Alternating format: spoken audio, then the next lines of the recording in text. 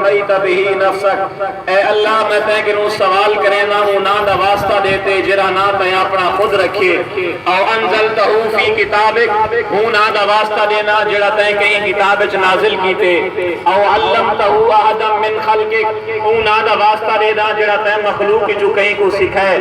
اے واسطے دیتے اللہ دے نبی نے اللہ کنوں منگیا کیا ہے؟ ان تجعل القرآن العظیم ربیع قلبی، کہ الہی میں جائیں ویلے قرآن کو چاہاں، قرآن کی تلاوت کرا، میرے دل کو بھی موسم بہار لکھا لطف بے مزہ آوے۔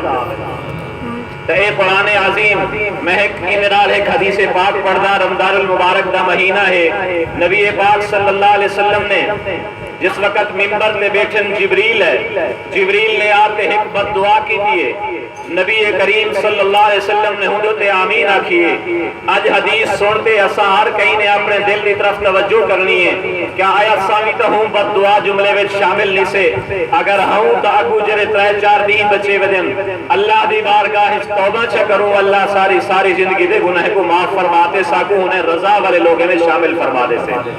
نبی کریم صلی اللہ علیہ وسلم فرمائے جبریل نے پیٹ پلوٹا دیتے، بعد من ادرک رمضان فلم یغفر له، اے اللہ ان شخص کو ہلاک اور برباد فرما، اپنی رحمت کنوں دور فرما جے رمضان دا مہینہ بھی پاتے ولا بھی روزہ اور تراویح پڑھتے اپنی بخشش نہیں کرا سکیا۔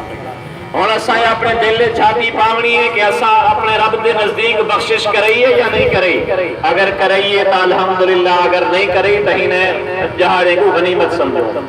اے آخری عشرے دا مسنون اعتکاف لیلۃ القدر دی تلاش چوندے، اساں سمجھدو شاید لیلۃ القدر 27 دی رات ہوئے۔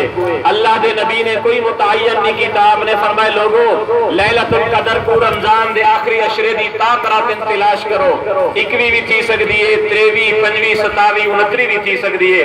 یہ وجہ کہ کہیں ایک رات وچ مخصوص نہیں کرنا چاہیے جی میں اللہ دے نبی نے کو عام رکھے ساکو بھی عام رکھنا چاہیے۔ کم از کم انہیں تاک راتی سب این چیز کا اہتمام کرنا چاہیے۔ عشاء دی نماز بھی جماعت نال پڑھوں، فجر دی نماز بھی جماعت نال پڑھوں۔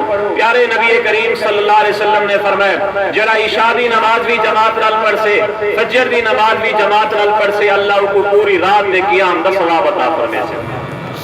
این واسطے اساں انہیں راتی کو انہیں اوقات کو غنیمت سمجھو۔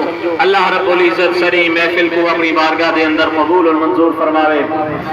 سارے ساتھی کی گزارش ہے سارے ہی مجلس دے مہمان خصوصی ہوندے ہن سردار امان اللہ خان صاحب رحمت اللہ علیہ، ہر سال سردار عبد الرحمان خان صاحب دی دعوت تے خصوصی طور سے تشریف گینندے ہن۔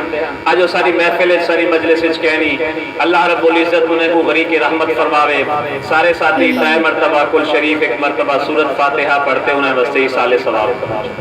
بسم اللہ الرحمن الرحیم، الحمدللہ رب العالمین، الرحمن الرحیم، مالک یوم الدین، ایاک نعبد و ایاک نستعین، اہدنا الصراط المستقیم، صراط الذین انعمت علیہم غیر المغضوب علیہم ولا الضالین۔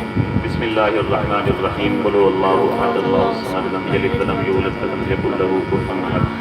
بسم اللہ الرحمن الرحیم، قل هو اللہ احد اللہ الصمد لم یلد ولم یولد ولم یکن له کفوا احد۔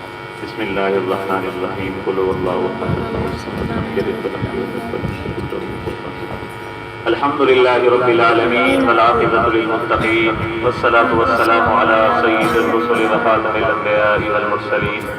اللهم ربنا آتنا في الدنيا حسنة وفي الآخرة حسنة وقنا عذاب النار۔ اللهم اكفنا بحلالك عن حرامك